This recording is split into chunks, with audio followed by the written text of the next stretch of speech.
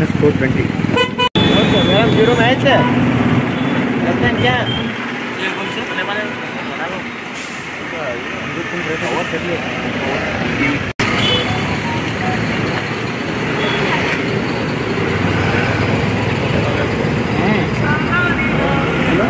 साहेब्र मान्य सभापति ಬಿಜಾಪುರ ನಗರ ಶಾಸಕ ಬಸನಗೌಡ ಯತ್ನಾಳ್ ನೀಡಿರುವ ಸಂವಿಧಾನ ವಿರೋಧಿ ಹಾಗೂ ಧಾರ್ಮಿಕ ಕುರಿತು ಸೂಕ್ತ ಕ್ರಮ ಕೈಗೊಳ್ಳುವ ಬಗ್ಗೆ ಮನವಿ ಇದೆ ಸಾಹೇಬ್ರೆ. ಮಾನ್ಯ ಸಭಾಪತಿಗಳೇ, ನಾವು minority Muslim development committee MMDC ಸಂಘಟನೆ ವತಿಯಿಂದ ಅತ್ಯಂತ ಗೌರವಪೂರ್ವಕವಾಗಿ ತಮಗೆ ಮನವಿ ಸಲ್ಲಿಸುವುದು ಏನಂದರೆ, ಸಾಮಾಜಿಕ ಜಾಲತಾಣ ಹಾಗೂ ಅವರು ಮೊಹಮ್ಮದ್ ಪೈಗಂಬರ್ ಅವರ ಬಗ್ಗೆ ಏನು ಅವಹೇಳನಕಾರಿ ಹೇಳಿಕೆ ನೀಡಿದ್ದಾರೆ, ಅದನ್ನು ಸವಿಸ್ತಾರವಾಗಿ ಮನವಿಯಲ್ಲಿ ಬರೆದಿದ್ದೇವೆ.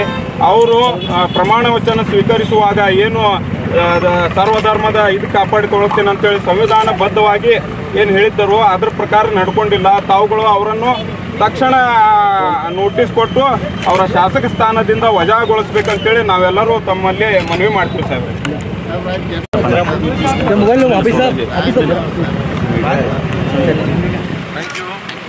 ಇವತ್ತು ನಮ್ಮ ಮನೆ ಮನೆಯದು ಕೊಟ್ಟಿರ್ತಾರೆ.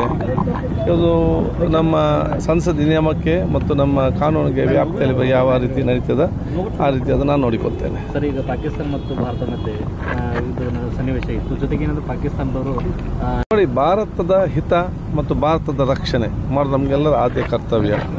ಅದು ನಾವೆಲ್ಲರೂ ಒಗ್ಗಟ್ಟಾಗಿದ್ದುಕೊಂಡು ಕೇಂದ್ರ ಸರ್ಕಾರ ಏನು ತೀರ್ಮಾನ ತೆಗೆದುಕೊಳ್ತದೆ, ಅದು ಸರ್ವಪಕ್ಷ ಸಭೆಗಳಲ್ಲಿ ಏನು ತೀರ್ಮಾನ ಆಗ್ತದೆ, ಆ ತೀರ್ಮಾನಕ್ಕೆ ಬದ್ಧರಾಗಿ ನಮ್ಮ ಸೈನಿಕರಿಗೆ ಒಂದು ನೈತಿಕ ಧೈರ್ಯ ಕೊಡುವಂಥ, ನೈತಿಕ ಪ್ರೋತ್ಸಾಹ ಕೊಡುವಂಥ ಒಂದು ನಮ್ಮ ಸೈನಿಕರ ರಕ್ಷಣೆಗೆ ನಾವು ಪ್ರಾರ್ಥನೆ ಮಾಡೋದ ಕೆಲಸ ಈ ದೇಶದ ಪ್ರತಿಯೊಬ್ಬರು ಕೂಡ ನಾಗರಿಕರು ಮಾಡ್ತಾ ಇದ್ದಾರೆ.